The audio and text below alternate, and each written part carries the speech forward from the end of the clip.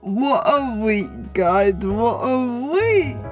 Welcome back to another episode of That's Fun with me, Tegan!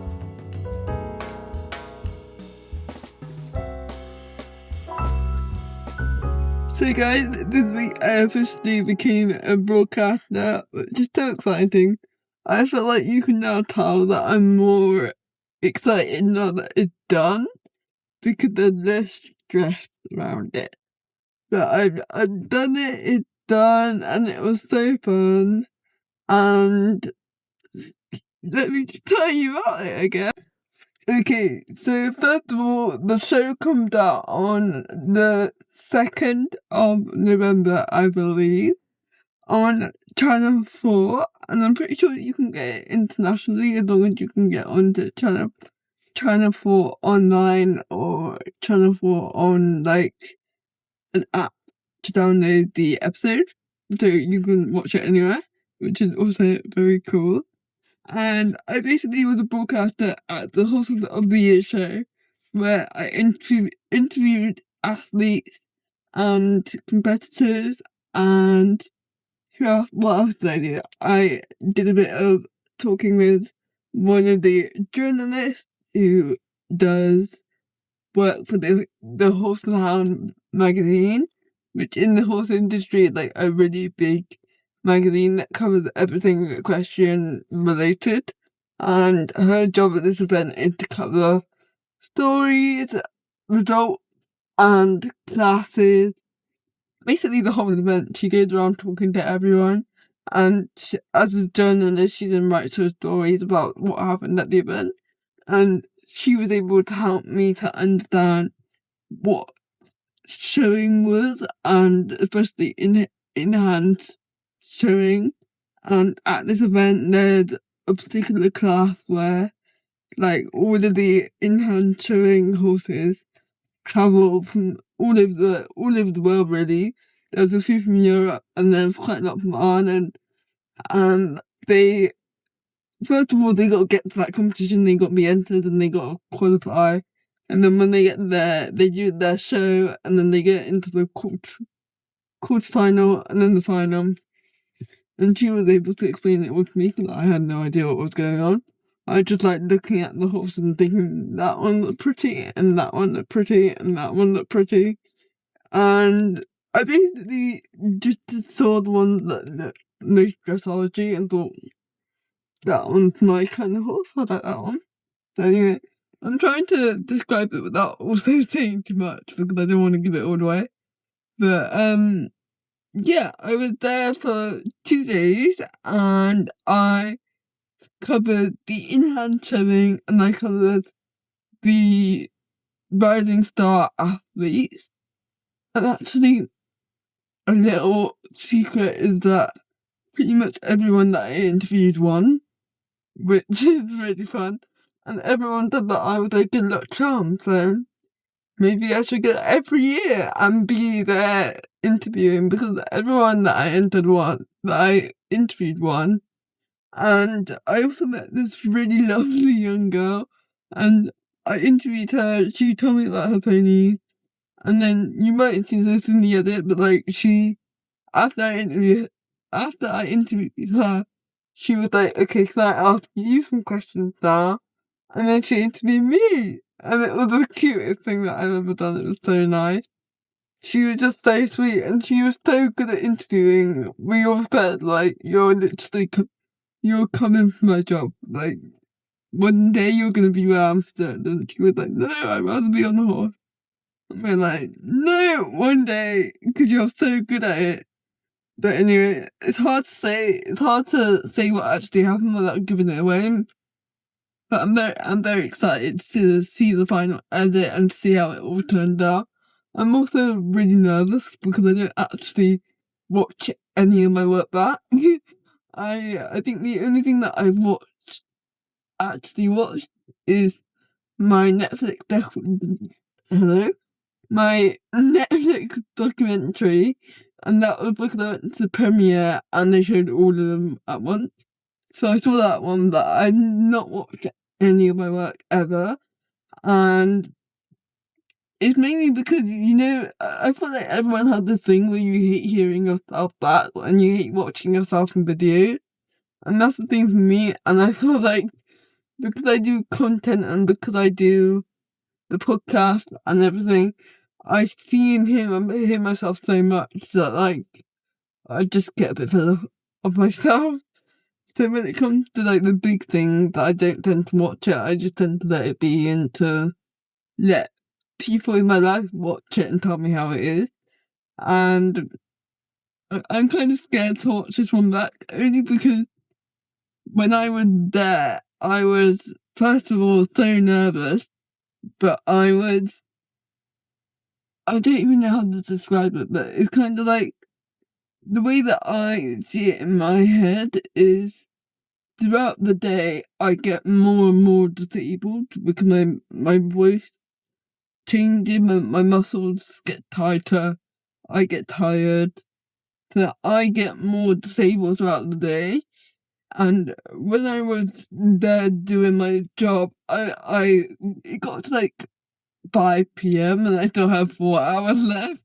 And I started getting really anxious. Like I felt that my body was starting to just shut down. And I was like, I got so much more work to do, and I didn't want my body to be the reason why I can't do this, that I can't do this, that I can't work as I would like to work. And then I kind of had this realization that I was like, okay, I think about it logically.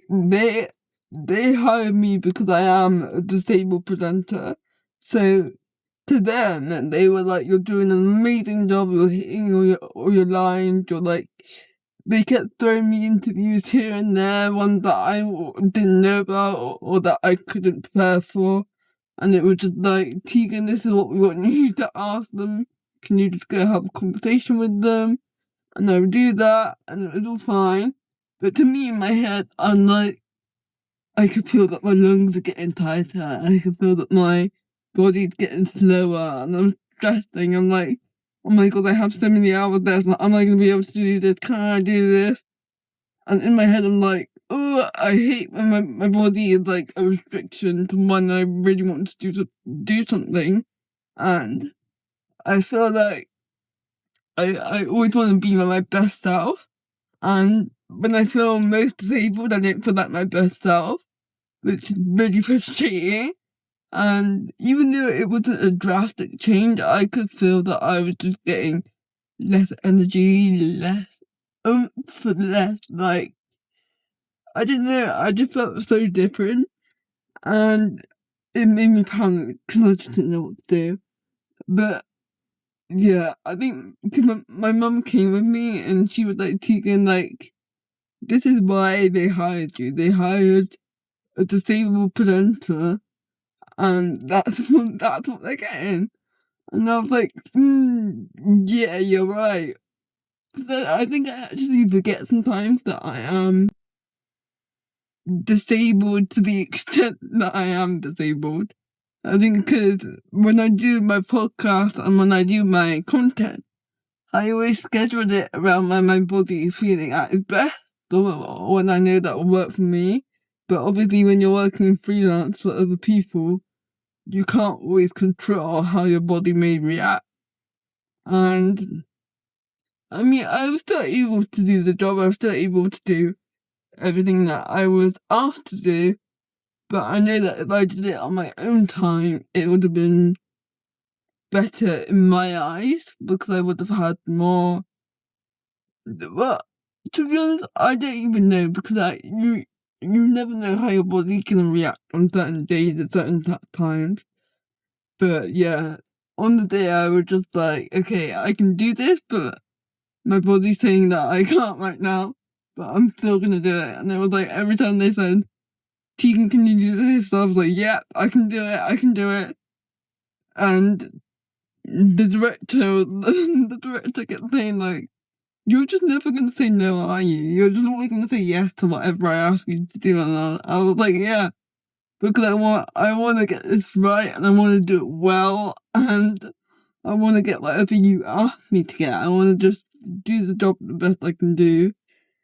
And I think also coming from the mind of a producer and like, because I did a TV media film production degree, I understand how the whole process works. So even when I was starting to get tired, I knew that I still hadn't done my intro or my outro, which obviously you need to do because otherwise it's not going to fit the sequence is not going to work for TV.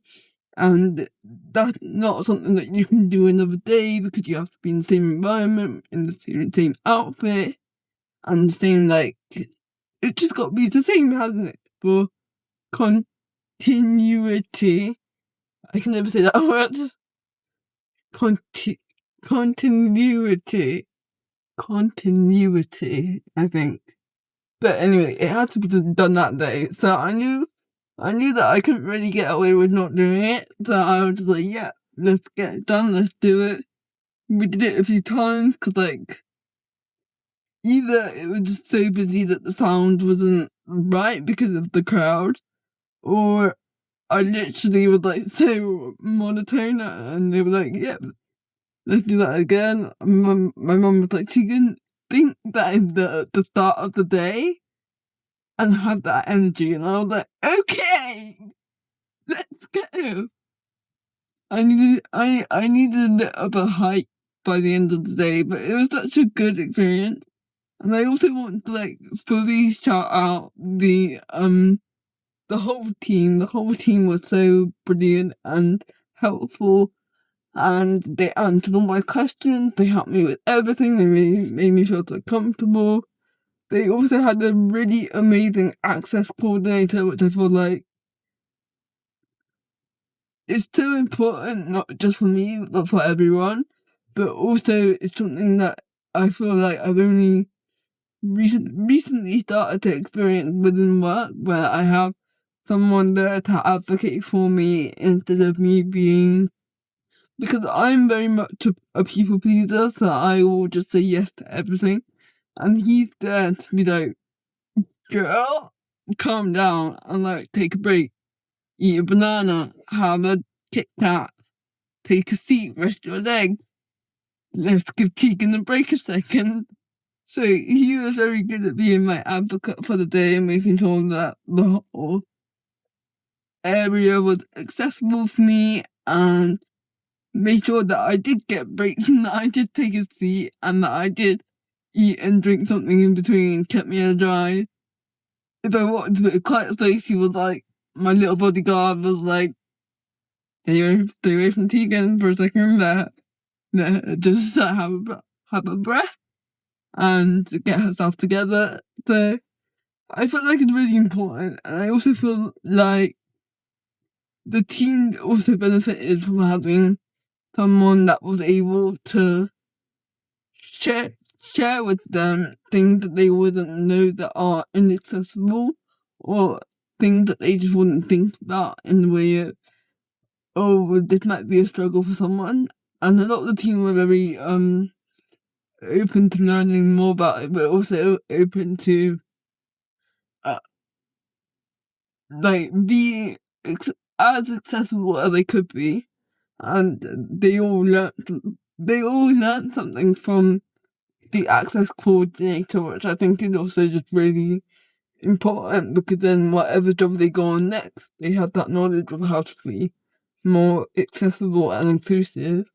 Which in this industry, I feel like it's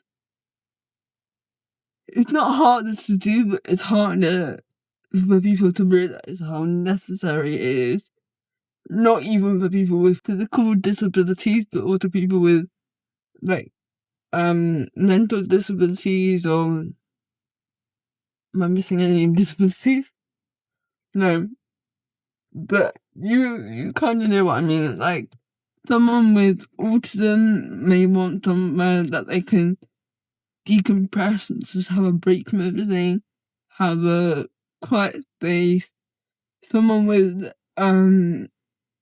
like, I don't even, well, I can't name actual disabilities, but I know people like I really struggle with loud noises or like changes of temperature or things like that affect my body without me even realizing, which I told him, and they just made sure that I always had a coat on me, that if I was in an area that was a bit loud, that I was just sat to the side, so that I had the option to not be in there when I didn't need to.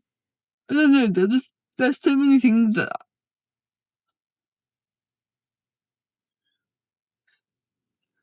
I mean, as I said in the previous episodes, disabled people are natural overthinkers because you have to plan and assess and risk assess your whole day. Especially when you're on set, especially when you're on set, but especially when you're on a set that isn't yours, that isn't managed by you, and you're on like a show location where you can't really manage the changes as much, then it's really important to like kind of have an idea of what's going on. And as the access coordinator said, it's his job to do that for me so that I don't have to think about it and I can just think about my job. And it's really useful because then I really didn't have to think about anything to do with accessibility or how am I gonna get somewhere. I didn't have that thought all day. So it is really useful and really nice to have an access coordinator to allow me to do my job to the fullest. And yeah, I also got to meet my lovely co-hosts, Gemma Owen and Matt Baker. Matt is probably known best for presenting the country file, and he was also an athlete. He was a gymnast. And Gemma Owens is a international dressage rider, but she's probably most commonly known for being on Love Island. I'm not sure what season it was, but I think it was the season 2 or 3 years ago, maybe. But she also has her own company, and she does content as well. So it was really good to meet her, even if it was quite brief. But I very much enjoyed this whole job and the whole opportunity, and I'm very excited to see what it leads to next, because I also got to meet the commissioner for this TV show, and I think it's been really funny because he actually found out about me during COVID times when I literally used to post probably like 6 times a day. I used to throw out so much content. And he was like, what happened? And I was like, life went back to normal. And I had a job and I had uni and I had horses. And I literally had no time to do content full time anymore. So, but that's kind of how they were introducing me with my like 18 to 19-year-old self, which when I look back, it's actually really funny because I feel like that Tegan back then was so much more fearless and outgoing and just kind of, I literally had zero care in the world, and I definitely was more just like said what came to mind and didn't really care what people thought of me, which is what I'm trying to get back to.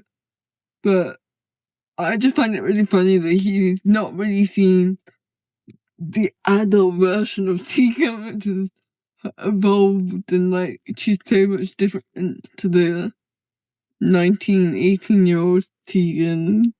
But yeah, it was really nice to meet him, and he said that I was kind of on their radar for a little while, which is also really nice because I feel like I've been trying to get into the broadcasting industry for quite a while.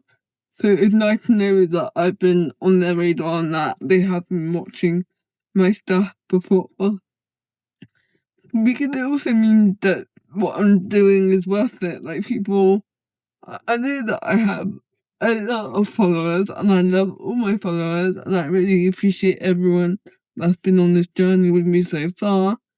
And I love making content. It's one of my things that I've always loved to do, and that I hope that I do for the rest of my life. Mainly because I do just enjoy it, and I enjoy educating others. I enjoy sharing my life perspective, and I like just connecting with people. But I also just think it's a great journal of my life. And I love the idea that when I have kids or grandchildren or great grandchildren, they can Google me and they can see like my whole life story online. I mean, I feel like a lot of people probably don't like that idea because it's quite modernized, it's quite technological, but that's the way that life is going, and that life is becoming more tech. What am I trying to say? Life is becoming more technical each day, and it is just like a permanent journal that isn't going anywhere. And I love that idea. I love that I can always look back at my life, no matter how tragic or cringy. I can look back and reminisce on when I was 18 or 19 or 14 or 22. I mean, I'm pretty sure I still got videos online that when I was like 12, which is actually insane. But I love that my journey is online and that I can share that with people. And I've had a few people that have reached out to say like how they have children that have cerebral palsy and they never really thought what their life would be like as an adult, and watching me do what I'm doing has given them some ideas, or asking me for advice on physiotherapy or any ideas into rehabs, or what I did to get my speech the way that it is, how I trained it when I was young. I did so much training to be able to speak the way that I do that people probably don't know that about me, but yeah, I didn't think I started speaking until I was like 5, I think. I don't know. Because everything is so much more effort when you have cerebral palsy. It takes you a while to actually develop those skills and to actually find your way around them. But that's something that people like wouldn't know unless I sat in my car, recorded the video, and put it out to the world. So I enjoy that I get to connect with people in that way and share my experiences and my stories and my journey. And yeah, I'm just so excited now on what is to come. And fingers crossed this is the start of a new chapter within my life. And this is my broadcasting debut on mainstream TV on Channel 4, which is my favourite broadcaster, by the way. Don't tell the other one. And I'm just so excited. I just feel like I'm very like low key. I tend to not overthink things, and I tend to not realize the extent of what I'm doing. But I'm starting to realize that I'm gonna be on mainstream TV on Channel 4. I think it is just like, you know, when you watch your stuff so much that when you see yourself on like on TV or like on the big screen, I don't know. And I also probably have to watch it with other people. Maybe if I watch it on my own, I might watch it better. I don't know. My whole family wants to do like a watching party with, and watch it all together, which scares me even more. But I don't know. We'll see. I think it's just weird when you hear yourself on TV, or like when you hear yourself back on any video. It just sounds weird. I don't know, but I'm excited. And if you watched last week's episode, I was stressing a lot about my outfit. I figured it out. It took a long time, but I stress ordered a lot of jeans and found a pair that actually fit me, which I will be keeping because they actually do fit me quite well. So I will be keeping those. And then I remembered that I had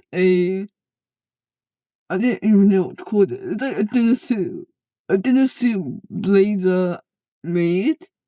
It's a double-breasted pink blazer with gold buttons, and I had that made last year, and I hadn't worn it yet. So I was like, okay, I can wear that. So I wore that jacket with a white top, pair of jeans, and white trainers. I didn't want to go over the top because I didn't know what it was going to be like. So that was kind of a dinner jacket dressed down, made it a bit more casual. And yeah, I loved it because I do love that jacket a lot, and I haven't worn it yet. And I was saving it for a big occasion. So what bigger occasion than making your TV broadcasting debut? So yeah, my lovely jacket got worn, and I might do that. Well, I'm pretty sure on TikTok and Instagram, I'm gonna share a get ready with me and like outfit check. If you want to see it in real time, that is where it's gonna be. But yeah, I'm just really excited to actually see it and for it to be out in the world and see what happens next in my life. Everyone keeps telling me, Tegan, this is just the start. This is just the start, and this is gonna be like my debut basically into the industry. And I can't wait. And I absolutely love Channel 4. Like, I watch Channel 4 so much. I love everything that they do. They're so diverse and so inclusive. And I'm so excited that I got to do my debut with Channel 4.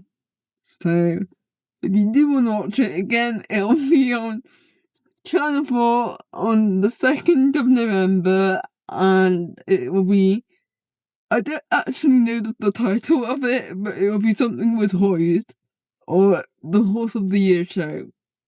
It'll be that. So, yeah, let me know what you think of it, or don't. I don't know if I want to know. Just tell me that I'm great, please, that I didn't cry. And, yeah, I'll see you next week for another episode. Next week, I have a wonderful guest coming on, and I'm really excited to share her story, so make sure you tune in for next week. And I'm just so excited. But yeah, if you do want to see more of the behind the scenes, definitely head over to my TikTok and Instagram, because I will be sharing a lot of the behind the scenes of the day of the recording and how it went, and me getting ready and me doing my makeup and everything. So if you do want to see all that, that is where it's gonna be. But yeah, thank you all for sharing my journey to this stage with me. And yeah, I just can't wait for it to be out now. I'm nervous, but I'm excited. And yeah, okay, I'll see you next week. I probably shouldn't give you a kiss with my lip gloss on. But anyway, that was for you. And I'll see you next week for another episode. Have a good week, guys.